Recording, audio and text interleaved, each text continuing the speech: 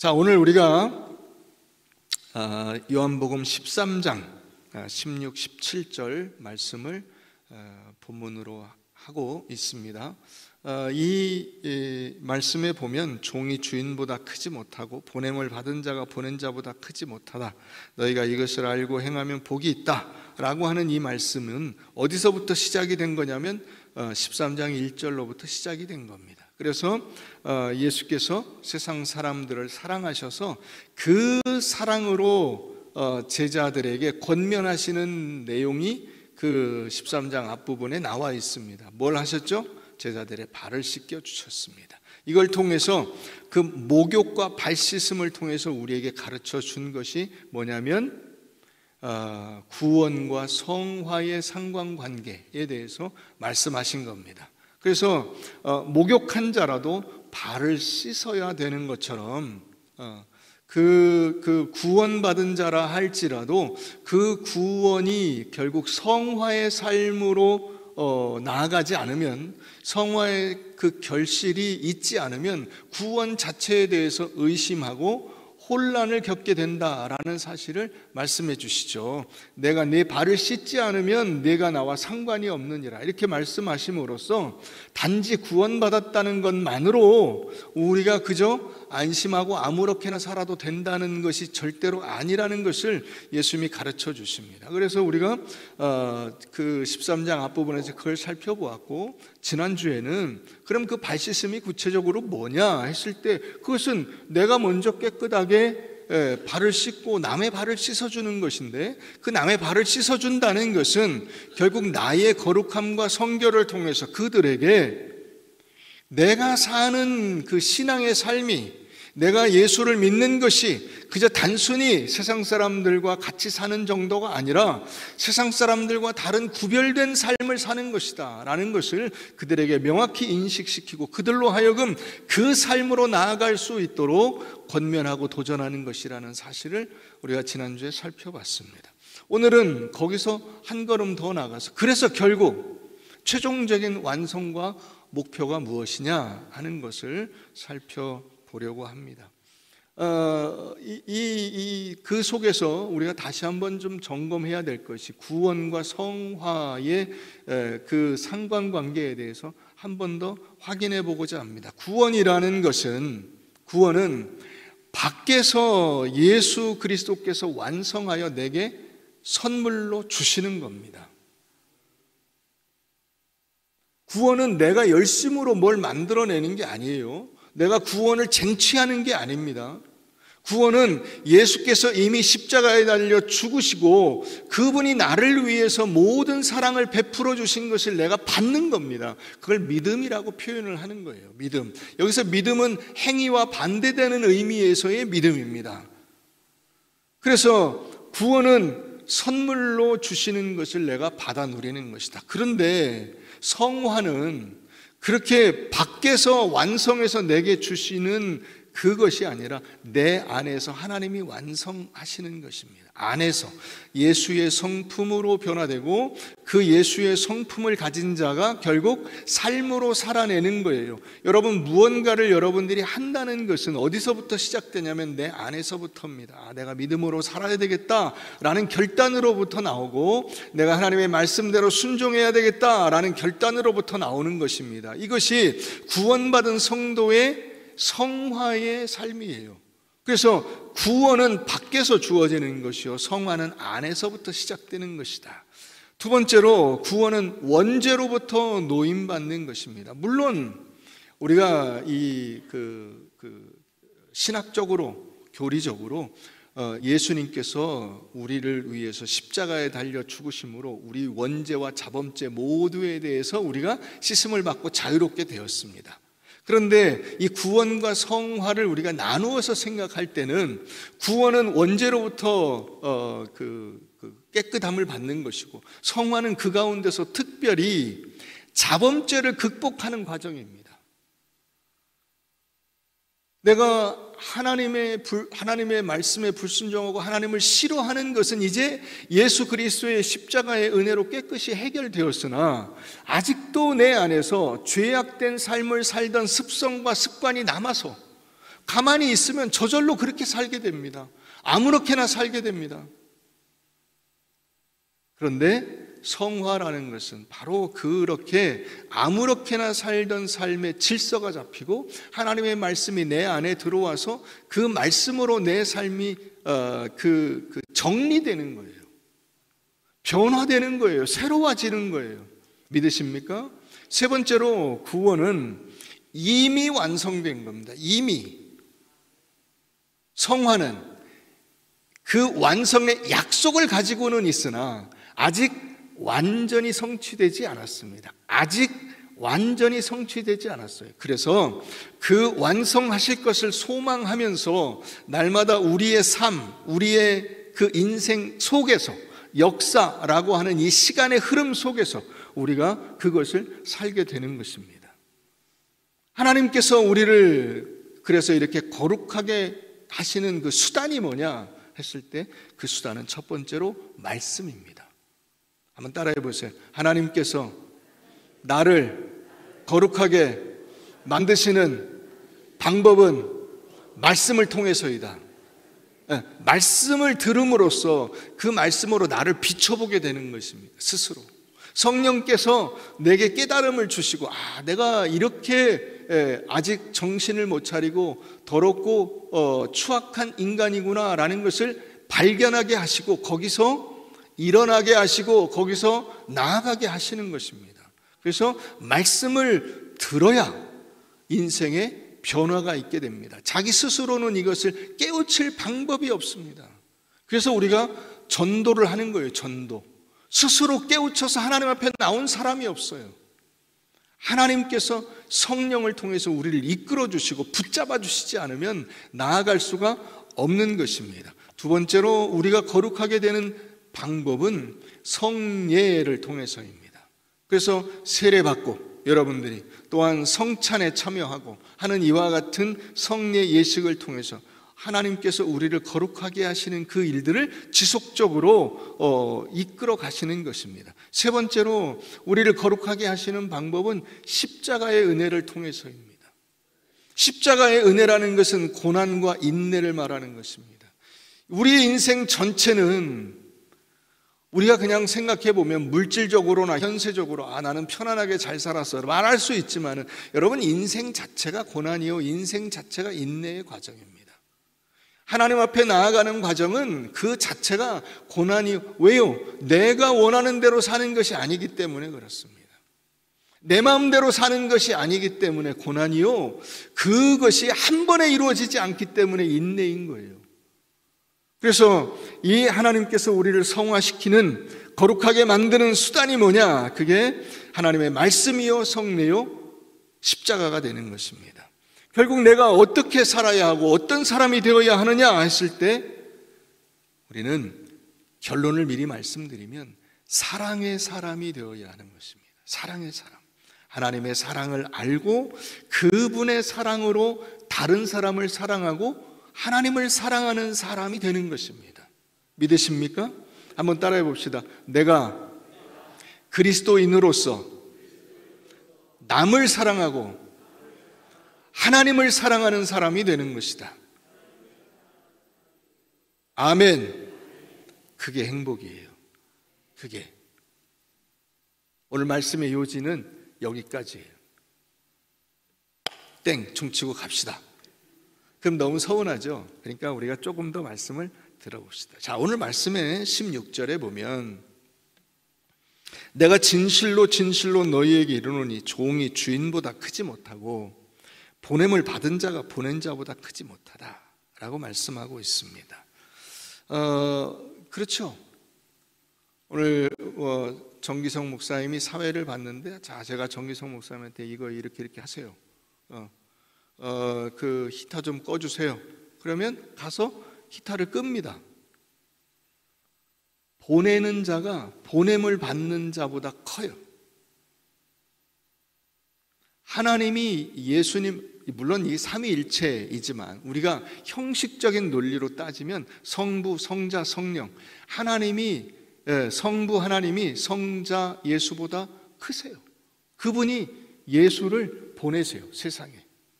너는 육신을 입고 세상에 가서 세상 모든 이들의 죄를 지고 십자가에 달려 죽어 그들의 죄를 감당하라 라는 명령을 받고 내려오시는 거예요. 내려오셔서 그 사명을 감당하세요. 그리고 예수님이 지금 또다시 제자들에게 너희도 가서 세상 모든 사람들에게 그 하나님의 사랑을 증거하고 내가 그들의 모든 죄를 깨끗게 하였다는 것을 정확히 전하고 너희도 그것을 증거하는 삶을 살아라. 그래서 발을 씻어줬잖아요. 그죠? 15절에 보면 뭐라고 되어 있어요? 내가 너희에게 행한 것 같이 너희도 행하게 하려 하여 본을 보였노라. 예수 그리스도께서 제자들을 보내시고 그 제자들이 보냄을 받은 자로서 세상 속에 들어가서 그 복음을 증거하는 그 일을 하라고 보내신 것이고 그것을 할 수 있도록 지금 권면하고 계시는 거예요. 등을 두드려 주고 계시고 명령을 정확히 전달하고 계시는 거예요. 그게 오늘 우리가 읽은 말씀이에요. 자, 너희가 이것을 알고 행하면 복이 있으리라. 그래서 이 행하면 복이 있으리라를 여러분 이렇게 도식적으로 딱 줄이면 행복이에요. 행복. 오늘 말씀의 제목이 뭐예요?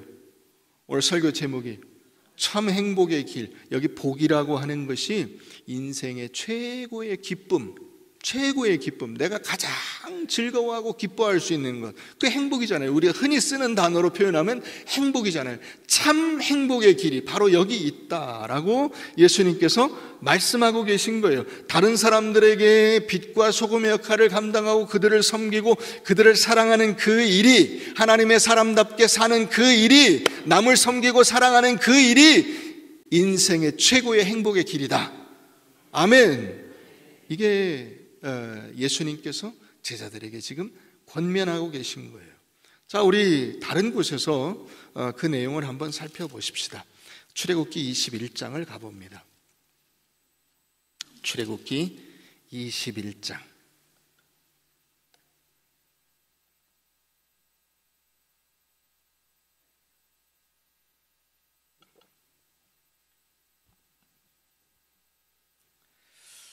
우리 2절부터 보십시다.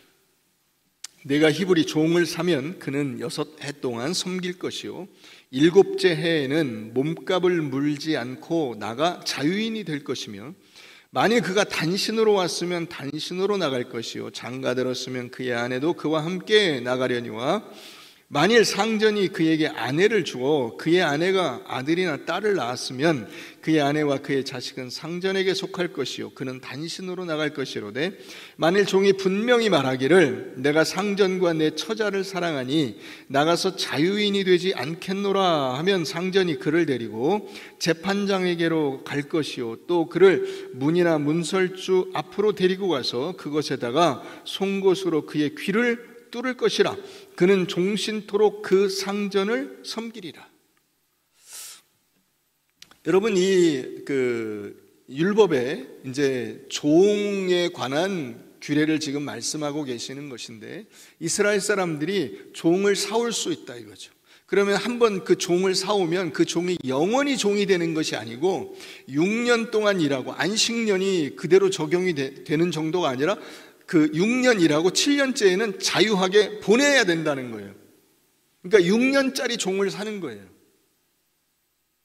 그래서 6년짜리 종을 살 때 그 종이 원래 혈혈단신 혼자 왔으면 혼자 나가고 만약에 결혼한 상태로 부부가 같이 왔으면 부부가 같이 나가고 혼자 왔는데 그 주인의 집에 있는 동안에 결혼해서 자식을 낳았으면 그 아내와 자식은 주인의 것이 되고 자기는 올 때처럼 혼자 나간다는 거예요.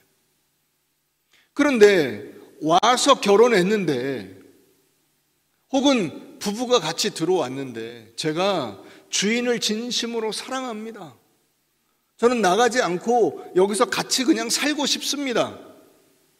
그러면 그 사람을 그 재판장, 그러니까 공증을 세우는 거예요. 그래서 재판장한테 가서 이 귀를 그 문에다가 대가 아무것도 이 허공에 있으면 뚫기가 어려우니까 그런 거죠. 그 문에다 대고 귀를 송곳으로 뚫어서 여기 귀에 이 그 구멍을 내는 거예요. 구멍을 내서 이제 그 구멍이, 귀에 구멍이 뚫린 그 종은 이제부터 주인하고 같이 사는데 사실상 그는 한 식구가 되는 거예요.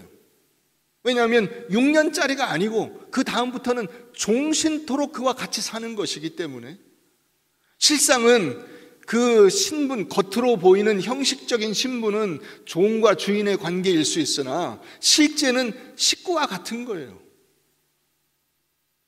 여러분들이 집에서 개를 기르는 거하고 같잖아요. 개가 아이고 우리 딸이야, 우리 아들이야, 엄마야, 아빠야 하고 있잖아요. 그러니까 어떤 분이 그랬다는 거 아니야. 아이 어쩌다 개를 낳았어 그랬다는데. 이 종은 실상 아들 같은 사람이 되는 거죠. 자, 이것을 우리가 복음이라는 원리로 생각을 해보면 예수께서 이 땅에 오셨을 때 예수님을 일컬어서 여호와의 종이라고 부르잖아요. 종. 그죠? 이사야 같은 데서는 특히 여호와의 종으로 예수 그리스도를 지칭하고 있어요. 그러니까 예수님이 이 땅에 종의 신분으로 오셔서 그 예수 그리스도께서 하신 일이 뭐냐면 우리를 위해서 십자가에 달려 죽으시는 일이에요. 그럼 그 일을 하고 그냥 쑥 올라가 버리시는 것이 아니다 이거죠. 주인을 사랑하고 우리를 너무 사랑해서 그의 처자식을 사랑해서 5절에 나오죠. 내가 상전과 내 처자를 사랑하니 나가서 자유인이 되지 않겠노라. 나는 그냥 천국에 올라가고 끝나고 너희하고 상관없다. 이제는 내가 할 일 다 했으니 너희는 끝이다 라고 말씀하지 아니하시고 그분이 어떻게 하시냐면 십자가에 대고 손에 이 못자국으로 구멍을 뚫고 허리에 창자국으로 구멍을 뚫고 발에 못자국으로 구멍을 뚫어서 우리를 위한 영원한 종으로 그분이 존재하시고 우리를 붙드시고 함께 하시는 것입니다. 그러니까 볼지어다 내가 세상 끝날까지 너희와 항상 함께 있으리라 라고 말씀하시는 거예요. 그분이 종으로 오셔서 그 종의 일을 6년간 하고 땡 하고 올라가시지 않고 성화도 마찬가지예요. 예수님이 구원 사역을 마치시고 자 너 이제 알아서 나처럼 살아라 하고 가신 게 아니에요. 지금도 그분은 계속 우리가 발을 씻어주며 다른 사람들에게 그리스도인으로서 살아갈 수 있도록 우리를 권면하시고 이끄시고 도우시고 간섭하시고 섬기고 계시는 줄 믿으시기 바랍니다. 그 일을 위해서 예수님께서 이 땅에 오신 거예요. 자, 다른 곳에서 우리 한번 보십시다. 요한복음 17장 한번 가서 봅니다. 요한복음 17장.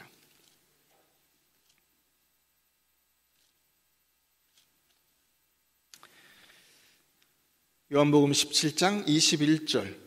아버지여 아버지께서 내 안에 내가 아버지 안에 있는 것 같이 그들도 다 하나가 되어 우리 안에 있게 하사 세상으로 아버지께서 나를 보내신 것을 믿게 하옵소서.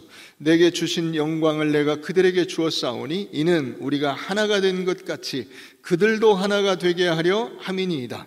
곧 내가 그들 안에 있고 아버지께서 내 안에 계시어 그들로 온전함을 이루어 하나가 되게 하려 함은 아버지께서 나를 보내신 것과 또 나를 사랑하심 같이 그들도 사랑하신 것을 세상으로 알게 하려 함이로소이다. 아버지여 내게 주신 자도 나 있는 곳에 나와 함께 있어 아버지께서 창세전부터 나를 사랑하심으로 내게 주신 나의 영광을 그들로 보게 하시기를 원하옵나이다. 의로우신 아버지여 세상의 아버지를 알지 못하여도 나는 아버지를 알았사옵고 그들도 아버지께서 나를 보내신 줄을 알았사옵나이다. 내가 아버지의 이름을 그들에게 알게 하였고 또 알게 하리니 이는 나를 사랑하신 사랑이 그들 안에 있고 나도 그들 안에 있게 하려 함이니이다.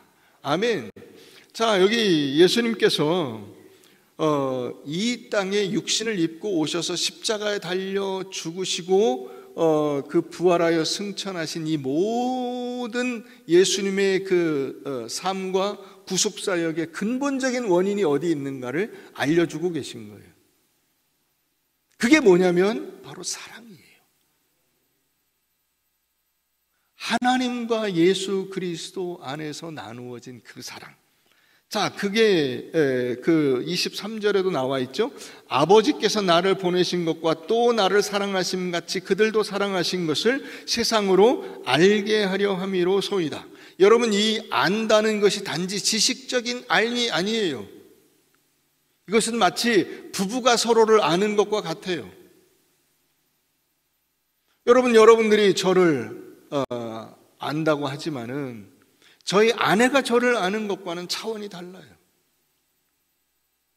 그렇죠? 그래서 25절도 보세요. 의로우신 아버지여, 세상이 아버지를 알지 못하여도 나는 아버지를 알았사옵고, 여기 이 안다라는 것은 단지 지식적인 알미 아니라 그 안다는 것 안에 모든 것이 다 들어있어요. 지식도 들어있고, 헌신도 들어있고, 사랑도 들어있고, 미움도 들어있고, 다 들어있어요. 거기에 그 알미예요. 그 아버지를 알았사옵고 그들도 아버지께서 나를 보내신 것을 알도록 하기 위해서 오셨다는 거예요. 그래서 내가 아버지의 이름을 그들에게 알리고 그 알게 계속 할 것이다. 계속 알게 하리니 이는 나를 사랑하신 사랑이 그들 안에 있고 나도 그들 안에 있게 하려 함이라. 여러분, 예수님이 뭐가 답답해서 종의 형체를 입으시고 이 땅에 오셔서 모욕과 조롱을 당하시고 고통을 당하시고 죽임을 당하시고, 죽임 당하고도 그 모든 것이 명예가 회복되지 않은 채로 자기 죄값으로 죽었다고 하는 조롱을 받으시겠습니까? 그러니까 여러분, 우리가 사랑이라는 것도 마찬가지예요. 사랑에도 이 단계가 있어요. 가장 기본적으로 우리가 알고 있는 사랑은 어떤 사랑이냐면 자기를 사랑하는 거예요. 자기를 사랑하는. 흔히 세상에서 말하는 그거예요. 그거는 이야기하지 않아도 다 누구나 다 알아요. 누구나 다. 그건 뭐 얘기해 줄 필요가 없어요. 그러니까 무슨 유명한 강사들이 나와가지고 너 자신을 먼저 사랑해라 그러는데 그거는 완전 헛소리예요. 그건 알려줄 필요도 없어요. 누구나 다 안다고. 왜 여러분들이 모르는 것처럼 생각을 하냐면 자기는 속고 있는 거예요. 스스로에게. 나는 너를 위해서 이런 일을 한다 하고 속고 있는 거예요. 그렇지 않아요. 누구나 다 가장 기본적인 상태의 인간은 누구나 다 자기 자신을 위해서 그러고 있는 거예요. 그래서 내가 너를 사랑해 라는 것도 자기 만족이에요. 예수님께서 율법과 선지자의 대강령이 뭡니까? 물어보셨어요. 그때 예수님이 놀라운 말씀을 하시죠. 이때까지 유대인들, 이때까지 모든 인간들 한 번도 생각해 보지 못한 말씀을 하세요. 우리는 이미 그걸 들어서 알고 있지만 그때까지 그 말씀이 예수님 입 밖으로 나올 때까지 아무도 그것을 알지 못했어요. 그건 뭐냐? 첫째로 너희가 하나님을 너의 목숨, 마음, 뜻을 다해서 사랑하는 것이다. 두 번째는 그와 같으니, 첫 번째와 같은 것이다. 그게 뭐냐? 동전의 양면과 같은데 그것은 내 몸과 같이 내 이웃을 사랑하는 것이다. 이렇게 말해요. 내 몸과 같이. 자기 자신을 사랑하는 것처럼 이웃을 사랑해라. 이렇게 말하고 있어요. 단지 그냥 이웃을 사랑해라고 하신 게 아니에요. 너를 사랑한다는 것이 무엇인지를 네가 안다면 그 사랑으로 이웃을 사랑하는 것이다. 예수님께서 우리에게 알려주신 것이 바로 그거예요. 그래서 신앙의 사랑의 두 번째 단계가 뭐냐면 이웃을 사랑하는 거예요. 이웃을. 여러분들이 결혼해서 그 남편과 아내로 사는 목적이 뭐냐 했을 때 그것은 서로 그냥 상부상조하기 위해서 아니에요. 절대로 아니에요. 그런 의미라면 혼자 사는 게 나아요. 왜 결혼해서 사는 것이냐? 사랑이 무엇인가를 깨달으라고 결혼해서 사는 거예요. 사랑이 무엇인지, 내 이웃을 내 몸과 같이 사랑한다는 것이 뭔지. 여러분들의 남편이나 아내나 여러분들의 부모나 자식이나 나를 사랑하는 것처럼 그렇게 사랑하고 계세요? 그렇게 생각이 잘 안 들 거예요. 너는 왜 내 맘대로 안 해? 너는 내가 왜 원하는 대로 안 해줘? 자꾸 서로 그렇게만 얘기해요. 진정으로 상대방을 사랑한다는 것이 무엇인가를 생각할 줄을 몰라요. 거기서 세 번째 단계로 나가는 거예요. 그 이웃을 사랑하는 것이 되면, 혹은 동시에, 이건 동시에 다 될 수도 있어요. 인간이기 때문에 인간이 가진 한계 속에서 인간은 자기를 사랑하면서 동시에 내가 이웃을 사랑해야지, 내가 이렇게 사는 건 아니지. 그래서 그 다음 단계로 우리는 하나님을 사랑하고 예수님을 사랑하고 하나님을 향해서 눈을 들 수가 있게 되는 거예요. 여기 예수님이 말씀하신 것처럼 아버지께서 나를 보내신 것과 또 나를 사랑하심 같이 그들도 하신 것을 세상으로 알게 하려고. 다시 말하면, 이거 역으로 말하면 우리가 나도 사랑하고 예수도 사랑하고 하나님도 사랑할 수 있는 그 사랑의 단계로 나아가는 거예요. 그것을 이루는 것을 우리가 성화라고 말할 수 있는 것입니다. 성화.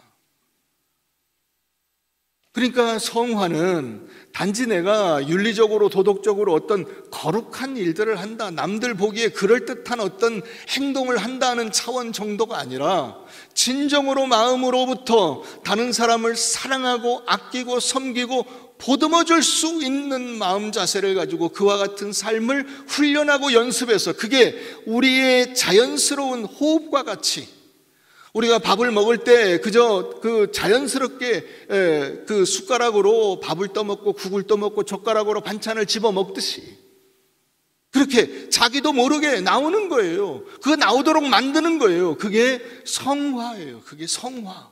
발을 씻어주는 것이라고. 예수님께서 제자들의 발을 씻겨 주신 것은 지금 구속사역을 이루시려고 하신 것이 아니에요.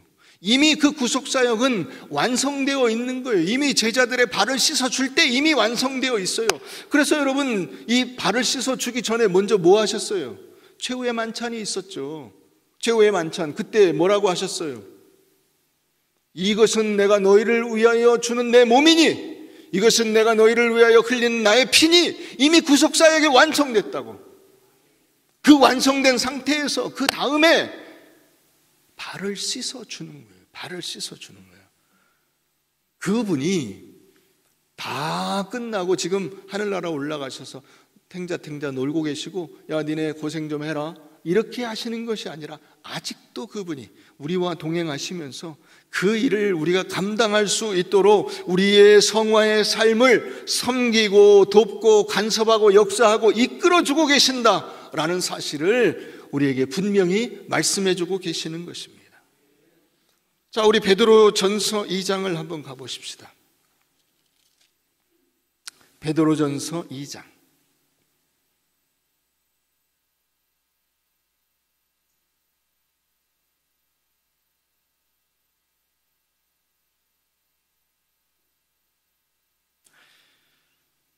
(2장 9절입니다) 그러나 너희는 택하신 족속이요 왕같은 제사장들이요 거룩한 나라요 그의 소유가 된 백성이니. 여러분들은 이미 하나님의 백성으로 출생하셨어요. 출생, 태어났다고. 하나님이 우리를 건져 구원해 주셨어요. 믿으십니까? 자, 그래서 어떻게 돼? 이는 너희를 어두운 데서 불러내신 거죠. 이미 불러내요. 그의 기이한 빛에 들어가게 하신 이의 아름다운 덕을 선포하게 하려, 선포하는 사람으로 살도록 자라기 위함이다. 그래서 여러분, 우리는 예수 믿는 사람으로서의 이 본어게인, 다시 태어나는 것과 동시에 그게 하나님의 은혜이면서 동시에 어떤 은혜를 힘입습니까? 잘 자라는 은혜, 잘 성숙하게 되는 은혜, 성화의 은혜, 발 씻음의 은혜를 힘입게 되는 것입니다. 너희가 전에는 백성이 아니더니, 그죠? 백성이 아니었는데 백성으로 출생하게 되는 거예요. 이제는 하나님의 백성이요 전에는 긍휼을 얻지 못하더니 이제는 긍휼을 얻은 자니라. 그게 하나님의 백성이 돼서 끝난 겁니까? 아니죠. 목욕하고 끝난 겁니까? 아닙니다. 발을 씻어야죠. 거룩하게 하나님의 백성으로 성장해야 하는 것입니다. 이제는 하나님의 백성으로 구원받았으니까 깨끗하고 거룩하고 그의 아름다운 성품과 인품과 형상을 드러내는 자로 살라고 하는 것입니다. 자, 그 말씀이 어디로 연결되냐면 21절 가서 보세요. 21절 다 같이 읽어봅니다. 시작. 이를 위하여 너희가 부르심을 받았으니 그리스도도 너희를 위하여 고난을 받으사 너희에게 본을 끼쳐 그 자취를 따라오게 하려 하셨느니라. 자, 우리가 부름받아서 그 부름받은 상태로 우리가 이제 앞으로 이 부름받았다는 것은 구원받았고 하나님의 백성이 되었다는 뜻이에요. 자, 구원받았고 하나님의 백성이 된 상태로 우리를 어디로 이끄시느냐? 고난을 따라가는 자. 다시 말하면 우리의 인생을 힘있게 하나님의 백성으로 살아가는 자로 우리를 부르고 계신다 하는 거예요. 부르고 계신다. 그게 여러분 우리가 감당해야 될 이 성화의 부르심이에요. 성화의 부르심. 그러니까 우리가 예수님을 잘 따라가서 모방해서 성화가 되는 게 아니에요. 이미 성화는 우리에게 완성이 약속되어 있어요. 완성이. 이겨놓고 싸우는 거예요. 손자병법에 나오는 것처럼 선승구전이에요. 이미 먼저 이겨놓고 그 다음에 전쟁을 하는 거예요. 이긴 것이 확실해요. 걱정할 게 없어요. 여러분, 우리가 뭐 스포츠 하이라이트 같은 거 이렇게 보면은 이미 소식을 알아요. 아, 금메달 땄어, 누가. 그런데 하이라이트 보면서 야, 저런 상황에서 이겨냈구나 하는 것을 보는 거예요. 하나도 긴장되지 않습니다. 왜요? 이겼다는 것을 이미 알고 있기 때문에 걱정하지 않아요. 아, 옛날에 뭐 한참 됐나요? 뭐 무슨 이란하고 3대 0으로 지다가 4대 3으로 이겼나 하는 그런 경기가 있었어요. 우리나라 축구 대표팀이. 그러면 그 골 넣는 하이라이트를 보면서 야, 어떡하냐? 한 골 먹고 두 골 먹고 세 골 먹었는데 하나도 걱정이 안 돼. 왜요? 그 다음에 우리가 네 골을 넣는 거야. 이미 그 소식을 알고 있어. 걱정 하나도 안 돼요.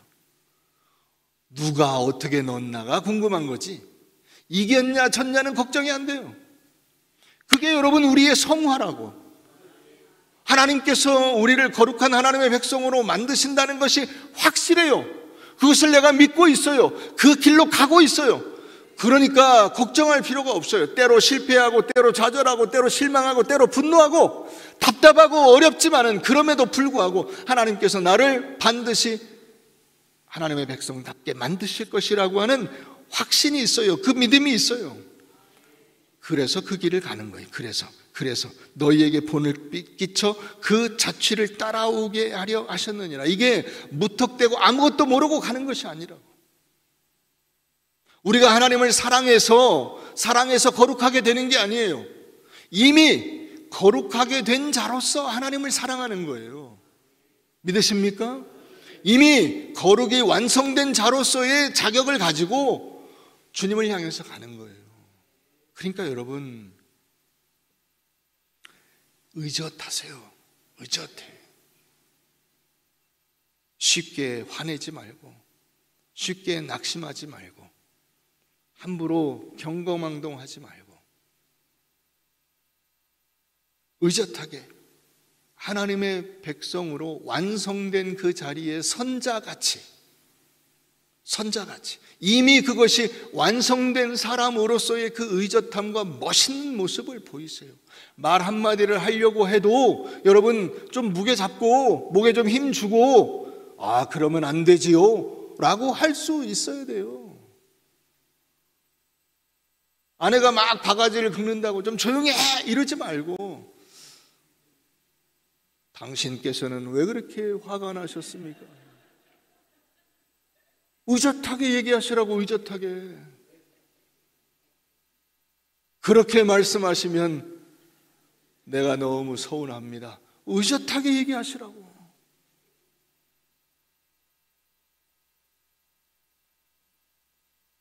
여러분 종이 상전보다 클 수 없듯이 보냄을 받은 자가 보낸 자보다 클 수 없습니다. 예수께서 보내신 우리들, 제자들, 우리가 예수님께서 보여주신 이 모범, 고난과 어려움 가운데서도 흐트러지지 않은 자세로 자기를 향하여 조롱하고 모욕하는 그 사람들을 향해서 주여, 저들이 자신들의 죄를 알지 못하니 저들을 불쌍히 여겨 주시옵소서 라고 말했던 그 예수님처럼 우리도 그와 같은 사랑과 인내와 헌신의 길을 가야 되지 않겠습니까?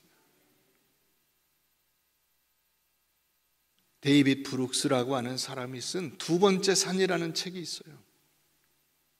거기 보면 인간이 태어나서 살면서 다 첫 번째 산에 오른다는 거예요. 그 첫 번째 산은 어떤 산이냐면 돈, 명예, 권세, 하여튼 자기가 원하는 그 무언가를 쟁취하는 산이에요. 그래서 그 산을 막 아둥바둥 오르려고 해가지고 어떤 사람은 오르기도 하지만 대부분의 사람들은 다 오르지 못해요. 그런데 오른 사람도 오르지 못한 사람도 마음속에 의문이 생겨. 과연 이게 내 인생이 존재하는 의미인가? 내가 돈 많이 벌려고 세상에 태어났나? 내가 이 권세를 쟁취하려고 세상에 태어났나? 그게 과연 나에게 주는 의미가 뭔가? 이런 의문이 생긴다고. 그래서 여러분, 그런 것을 다 가져본 솔로몬이 얘기하잖아요. 헛되고 헛되며 헛되고 헛되니 모든 것이 헛되도다. 결국 나중에 아무것도 남는 것이 없다는 사실을 깨닫게 되는 것입니다. 그래서 사람들이 두 번째 산에 눈길을 돌리게 되는 거예요. 두 번째 산에. 그 두 번째 산이 뭐냐면 바로 다른 사람과의 관계에 근거한 삶이에요. 헌신, 인내, 사랑, 관용, 용서, 권면, 나눔, 이런 거예요. 아, 여기가 진정으로 인생의 기쁨과 행복이 있는 것이구나 하는 것을 그 두 번째 산에서 발견하게 되는 것입니다. 사랑하는 성도 여러분, 오늘 예수님께서 우리에게 이것을 분명히 말씀해 주십니다. 너희가 이것을 알고 행하면 복이 있으리라. 인생의 진정한 행복과 기쁨이 어디 있느냐? 그것은 물질적인 데 있지 않아요. 세상적인 데 있지 않아요. 사람들이 다 달려가는 그 산에 있지 않고 예수 그리스도의 은혜와 사랑의 산에 그것이 있는 줄 믿으시기 바랍니다. 우리가 가정에서 사람들을 만나고 교회에서 사람들을 만나고 하는 여기에서 비로소 진정한 행복과 기쁨이 있다는 사실을 놓쳐서는 안 돼요. 그러므로 내가 속한 공동체 안에서 남을 사랑하고 이웃을 사랑하고 가장 가까이에 있는 이웃, 우리의 남편과 아내, 부모와 자녀, 그리고 교우들, 여러분 교회에서 바로 그 연습을 하는 거예요. 같이 모여서 여러분들이 뭘 해야 되냐면 친한 사람들하고만 그냥 친하는 것으로 끝나지 않고 서로 사랑하고 아끼고 나누고 보듬고 격려하고 이끌어주고 하는 이 일을 하는 거예요. 그래서 내가 거룩해지는 거예요. 의젓해지는 거예요. 철들었네 소리를 듣는 거예요. 멋있어졌어요. 최고예요. 그런 소리를 하나님으로부터 듣는 거예요. 그게 뭐예요? 잘하였도다 착하고 충성된 종아. 그거예요. 그거. 하늘나라에서 바로 종이 오잖아, 연락이. 얼마나 감사해. 여러분들 모두가 그와 같은 자리에 서시기를 주의 이름으로 축원합니다.